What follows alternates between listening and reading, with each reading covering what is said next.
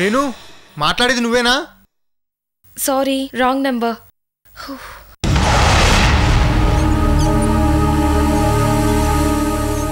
Wrong నెంబరా? Oh my god, Delhi వెళ్ళగానే మర్చిపోయిందా? వాళ్ళ డాడీ పార్టీ మార్చేసినట్టు ఇది నన్ను మార్చేసిందా? ఇప్పుడేం చేయను? ఎవరమ్మా? Local call, wrong number daddy.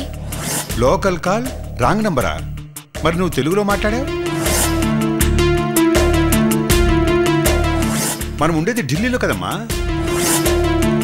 2 సంవత్సరాలు హైదరాబాద్ లో ఉన్నాను కదా డాడీ. తను హిందీలో మాట్లాడినా నేను మాత్రం తెలుగులోనే సమాధానం చెప్పాను. గుడ్, అదేనమ్మా నేను ఆశించింది. మన భాష, సంస్కృతి, సంప్రదాయాలు ఇక్కడ ఢిల్లీలో లేవనే నిన్ను హైదరాబాద్లో చదివించాను.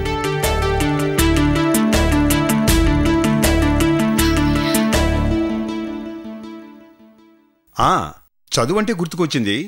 శంకర్, శంకర్. వస్తున్నా సార్. సార్ చెప్పండి. అమ్మాయి సెక్యూరిటీ విషయం ఏమైందయ్యా? మాట్లాడాను సార్. అమ్మాయి గారు కాలేజీకి వెళ్ళి ఇంటికి వచ్చే వరకు 2 సెక్యూరిటీ గార్డులు వెంట వస్తారు. 2 రోజులు ఆ పని పూర్తి చేస్తాను సార్. గుడ్, నువ్వు ఆ పని మీద ఉండు. Okay sir. రేణు, 2 days తర్వాత ఇవారే ఫ్రీ బర్డ్, ఓకేనా?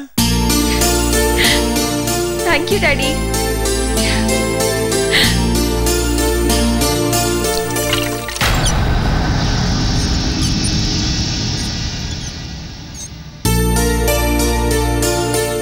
అమ్మా, నాకు చిన్న పనుంది, బయట వెళ్ళొస్తాను.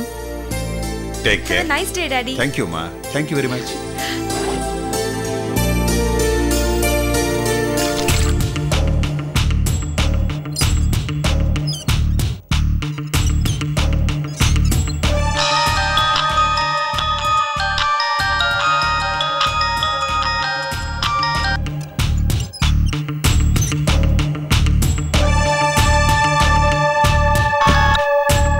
హలో. హలో. అబ్బా హలో, నేనే. హలో వికాస్, భయపడింది చాలు. నేను రేణుకానే మాట్లాడుతున్నాను. అమ్మయ్యా, లైన్లోకి వచ్చావా? ఇందాక డాడీతో కలిసి టిఫిన్ చేస్తున్నాను, అందుకే అలా మాట్లాడాను. మీ డాడీ ఉంటే రాంగ్ నెంబర్ అని చెప్పి షాక్ ఇస్తావా? వికాస్, ఇప్పుడు నీకు షాకింగ్ న్యూస్ చెప్పనా? ఏంటది? నా రూమ్మేట్ అమృత తన బాయ్ ఫ్రెండ్తో లేచిపోయి పెళ్లి చేసుకుంది. రేణు, రియలీ? నువ్వు చెప్పేది నిజమా? అవును. 2 days ముందే హాస్టల్ వెకేట్ చేసి రావడానికి కారణం ఇదే. అవునా? అమృత ఎంత షాక్ ఇచ్చిందో కదా. అసలు తను ఇలా చేస్తుందని నేను గాని సుబ్బలక్ష్మి గాని అసలు ఎక్స్పెక్ట్ చేయలేదు. నేను ఎక్స్పెక్ట్ చేశాను. వాట్? అవును, అమృత తన బాయ్ ఫ్రెండ్తో పార్కులకి పబ్బులకి వెళ్ళడం నేను చాలాసార్లు చూశాను. అవునా?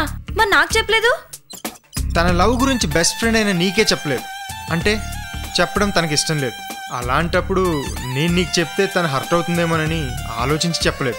చూసావా, నా ఫ్రెండ్ అని నువ్వెంత కేర్ తీసుకున్నావు, కానీ అది మాత్రం కనీసం తన ప్రేమ గురించి చెప్పకపోయినా లేచిపోయే ముందైనా మాతో ఒక్క మాట కూడా చెప్పలేదు. రేణు, నువ్వేం ఫీల్ అవ్వకు. అమృత లాంటి మిడిల్ క్లాస్ అమ్మాయిల మెంటాలిటీ అలానే ఉంటుంది. వాళ్ళు అలాగే తెగిస్తారు, వాళ్ళకి అది న్యాచురల్. కానీ మనలాంటి క్లాస్ పీపుల్కి అది షాక్గా ఉంటుంది.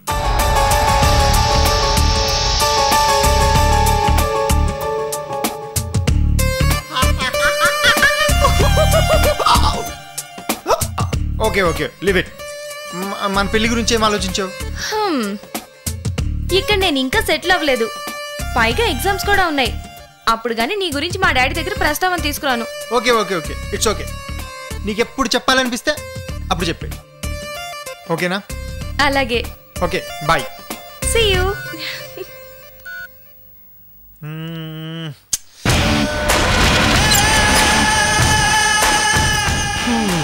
అమ్మయ్యా, ఈ కిడ్నాపింగ్ డ్రామా నన్ను ఎక్కడ కిల్ చేస్తుందేమోనని భయపడ్డాను.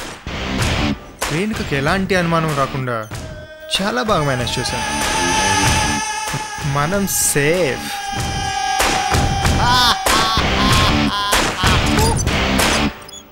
అంటే వికాస్ చెప్పినట్టు అమృత అమాయకురాలేం కాదు. నాకు తెలియకుండా చాలా వ్యవహారమే నడిపింది.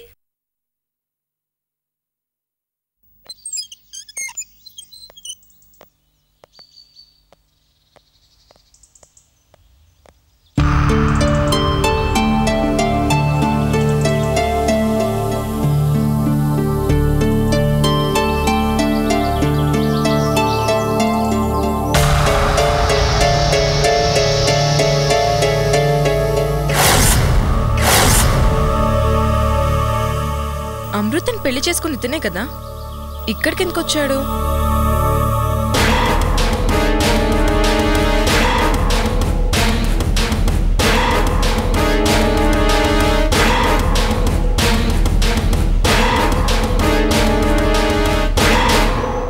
సుబ్బలక్ష్మి గారు, సుబ్బలక్ష్మి గారు ఆగండి, మీతో కొంచెం మాట్లాడాలి.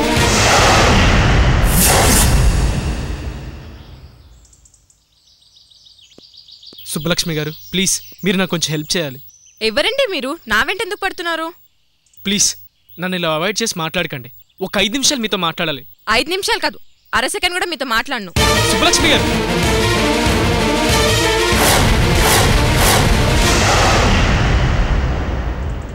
మిమ్మల్ని ఇబ్బంది పెట్టడం నా ఉద్దేశం కాదండి. ఉద్దేశం కాకపోతే మీ మానాన్ని మీ ఇద్దరు వెళ్ళిపోయారు. మేము ఎన్ని ప్రాబ్లమ్స్ ఫేస్ చేసినామో మీ ఇద్దరికి తెలుసా? అసలు ప్రాబ్లం ఫేస్ చేసేది అమృత అండి. ఓహో, హెల్ప్ కావాలని పంపించిందా? కాదు, సారీ చెప్పమని పంపించిందా? భగవంతుడా, మీకు ఎలా చెప్పాలి నాకు అర్థం కావట్లేదండి. చెప్పినా వినే పరిస్థితిలో మీరు లేరు. ఛ, నిజంగా ఇలాంటి దారుణమైన సిచ్యువేషన్ ఏ అమ్మాయికి రాకూడదండి. సరే, ఇప్పుడు మీకేం కావాలి? నాకు అమృత ఇంటి అడ్రస్, ఫోన్ నెంబర్ కావాలి. నాకు తెలీదు. ఏమండి ప్లీజ్, మీకు తెలియకుండా ఎలా ఉంటుందండి? నాకు తెలీదని చెప్తున్నానా? ఏంటండి మీరు ఇలా హాస్టల్కి వచ్చి డిస్టర్బ్ చేస్తున్నారు? అమృత ఇష్యూ తెలిసినప్పటి నుంచి కాలేజ్లో నన్ను అందరూ అవాయిడ్ చేస్తున్నారు. ఎవ్వరూ మాట్లాడట్లేదు. మీరు ఇలా నాతో మాట్లాడడం వార్డెన్ చూస్తే హాస్టల్ నుండి సస్పెండ్ చేస్తుంది తెలుసా? అయినా ఫోన్ నెంబర్, అడ్రస్ తెలియకుండానే ప్రేమించి పెళ్లి చేసుకున్నారా? అయ్యో, మేము పెళ్లి చేసుకోలేదండి. పెళ్లి చేసుకోలేదా? అసలు మీ ఇద్దరి గురించి నాకేం అర్థం కావట్లేదు. అమృత ఒకటే అనుకున్నాను, మీరు కూడా బాగానే అబద్ధాలు చెప్తున్నారే. ఇంత జరిగాక కూడా మీ పెళ్లి కాలేదని చెప్తే నేను నమ్ముతాను అనుకున్నారా?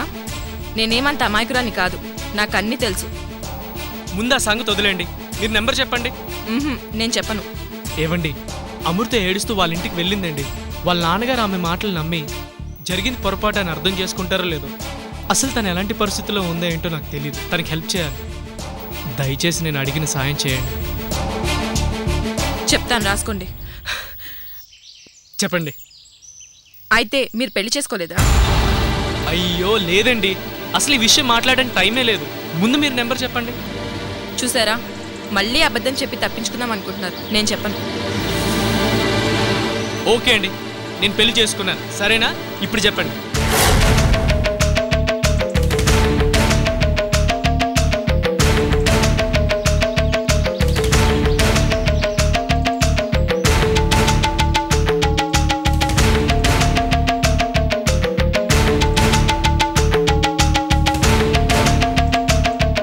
థ్యాంక్ యూ అండి. చూడండి, ఇంకెప్పుడు కాలేజ్కి కానీ హాస్టల్ కానీ వచ్చి నాతో మాట్లాడడానికి ట్రై చేయకండి. అమృతకి నాకు ఎలాంటి సంబంధం లేదు, అంతే. ఓకే.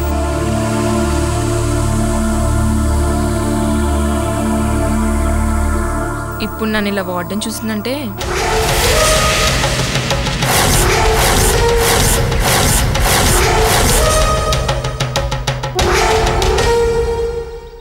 మేడం, అతను అమృతని పెళ్లి చేసుకున్నాడు. ఫోన్ నంబర్ కోసం వచ్చాడు. మొన్న వచ్చినాడు రేణుక బాయ్ ఫ్రెండ్. మరి నీ బాయ్ ఫ్రెండ్ ఎక్కడా? ఓహో, నీకంత అదృష్టం లేదని మొన్న బాధపడ్డావు కదా. నువ్వు ఎవరినా ఒకరిని చూసుకో. మీరంతా బాయ్ ఫ్రెండ్స్ లేచిపోయే కేటగిరీ కదా. వాళ్ళిద్దరికి ఉన్నప్పుడు నీకు మాత్రం ఎందుకు ఉండకూడదు? నేను అలాంటి దాన్ని కాదు మేడం. ఛీ, నార్మల్. అది సిగ్గులేని పనిచేసి 48 గంటలు కాలేదు, అప్పుడే హాస్టల్ ముందు మీటింగ్ పెట్టావు. ఏమే, మీకు కనీసం చీము కుట్టినట్టు లేదా? ఏముందిలే, ఫైనల్గా నే కూడా లేచిపోయే కేటగిరీ అనుకుంటున్నావా? చూడు, వాళ్ళిద్దరు నా చేతికి దొరుకుని తప్పించుకుని వెళ్ళిపోయారు. ఇప్పుడు నువ్వు ఒకదానివే ఉన్నావు. చాలా జాగ్రత్తగా ఉండు. ఏదైనా తప్పు చేసి దొరికిపోయావో నేను వదలను, అస్సలు వదలను. వెళ్ళావు.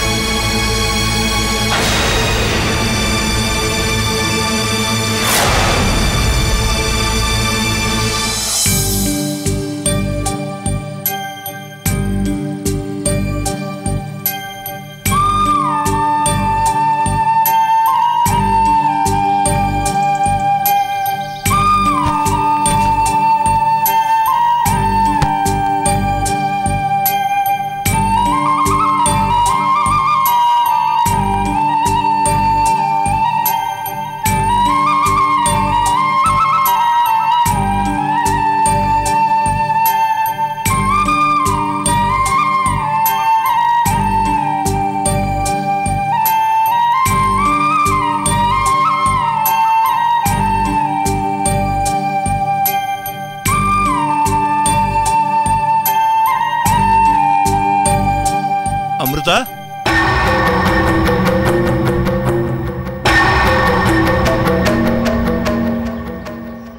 ఏంటమ్మా ఇది? మీ నాన్న ఇంట్లో రానివ్వకపోతే వెళ్ళిపోతావా? ప్రపంచంలో ఆడపిల్లలందరూ తల్లిదండ్రుల ఇష్టంతోనే పెళ్లి చేసుకుంటున్నారా? టౌన్లో ఎంతమంది ప్రేమించి పెళ్లి చేసుకోవటం లేదు. కాకపోతే ఇది పల్లెటూరు కాబట్టి కొన్ని కట్టుబాట్లు ఆచారాలు ఏడ్చాయి. పైగా మీ నాన్న పద్ధతి గలవాడు, పరువు మర్యాదలకు ప్రాణం ఇచ్చే మనిషి కాబట్టి తప్పు చేశామని ఇంట్లోకి రానివ్వలేదు. ఆడపిల్లవి ఎక్కడికి వెళ్తావు? ఊరేమన్నా వల్లకాడైంది అనుకున్నావా? మేమంతా లేవా? పదమ్మ మన ఇంటికి వెళ్దాం.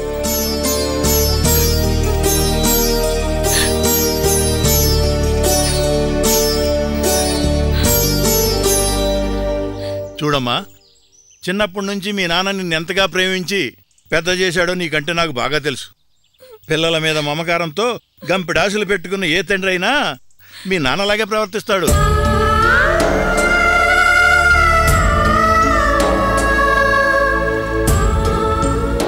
చూడమ్మా, కొడుకు తప్పు చేస్తే కుటుంబానికే చెడ్డ పేరు, కానీ కూతురు తప్పు చేస్తే ఓ తరానికే చెడ్డ పేరమ్మా. వాడు అలా ప్రవర్తించడంలో తప్పు లేదు.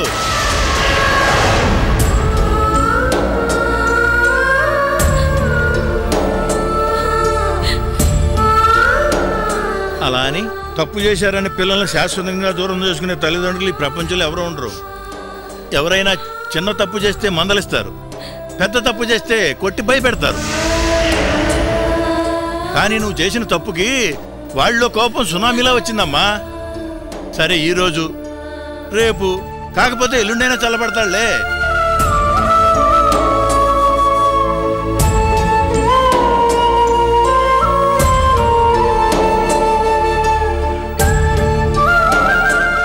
అప్పుడు నేను వెళ్ళి వాడికి సర్ది చెప్తాగా.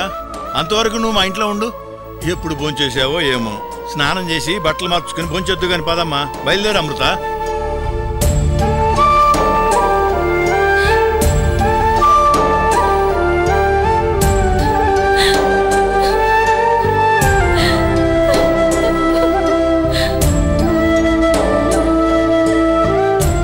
నీకు ఈ మామయ్య మీద ఏమాత్రం గౌరవం ఉన్నా బయలుదేరతావు.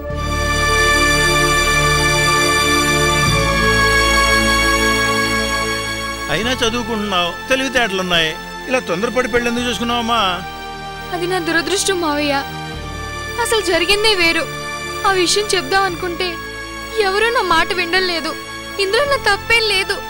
అసలు జరిగింది ఏంటంటే, చూడమ్మా, నువ్వేం చెప్పదలుచుకున్నావు అన్నీ మీ నాన్నతో చెప్పు. వాడితో మాట్లాడే ఏర్పాటు నేను చేస్తాను. మీ నాన్న ముందు నిన్ను ఇంట్లో రానిస్తే తర్వాత అన్ని విషయాలు ధైర్యంగా చెప్పు. అబ్బాయి ఎవరు, ఎలా ప్రేమించుకున్నారు, ఎలాంటి పరిస్థితుల్లో పెళ్లి చేసుకోవాల్సి వచ్చింది, అన్ని వివరంగా చెప్పు. నమ్మాల్సింది నేను కాదు, వాడు. సరేనా?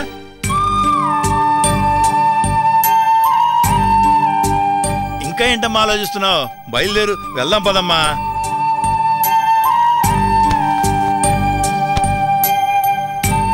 రామా.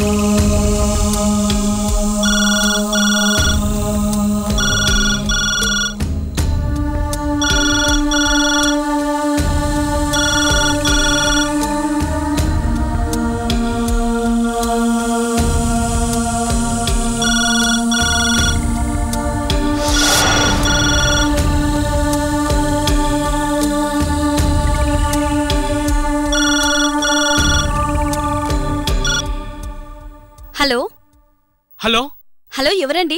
నా పేరు సాగర్ అండి. అమృత గారు ఉన్నారా? ఏంటండి మీరు? మీ వల్ల ఇంత గొడవ జరిగింది. మళ్ళీ ఇంటికి కూడా ఫోన్ చేస్తున్నారా? అసలు ఏం జరిగిందండి? మా అక్క చాలా మంచిదండి, అమాయకురాలు. అవును నిజమే. మా అక్కకి చదువు తప్ప ఇంకో ధ్యాస లేదు. అవును అది నిజమే అండి. మా నాన్నగారు అక్క మీద చాలా ఆశలు పెట్టుకున్నారండి. అవునండి నాకు కూడా తెలుసు. అన్నీ తెలిసి మీరు ఎందుకు ఇలా చేస్తున్నారు? పొరపాటు జరిగింది, అందుకే మీకు ఫోన్ చేశాను అన్ని విషయాలు చెప్దామని. లవ్ లెటర్లు రాసి మా అక్కని ఎన్ని ఇబ్బందులు పెట్టారు? నేను రాశానా? హలో హలో, అసలు మీరు అమృత గారికి ఏమవుతారు? మీ పేరేంటి? అమృత మా అక్క, నా పేరు నందిని. నందిని, మీ అక్క ఎప్పుడు తప్పు చేయలేదు, అందరూ తను అపార్థం చేసుకుంటున్నారు. ఇంకేం తప్పు చేయాలి? మీ వల్ల నాన్నగారు అమృతక్కని ఇంట్లోంచి గెంటేశారు.